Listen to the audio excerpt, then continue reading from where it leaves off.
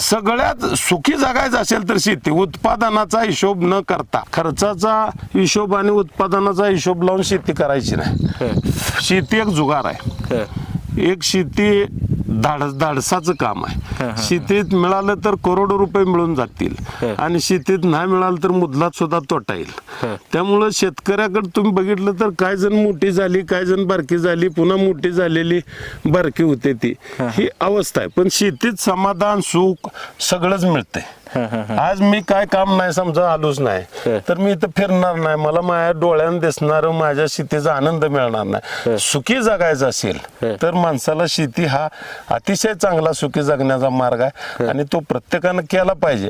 आणि ह्याच्यात उपाशी मरत नाही, शेतात उपाशी मरत नाही. मोठं होण्यासाठी शेती कुठल्याही माणसांकडून मोठं होईल म्हणजे झालं नशिबानं तर 100% ह्याला 100 रुपयाने रेट आला तर 40-50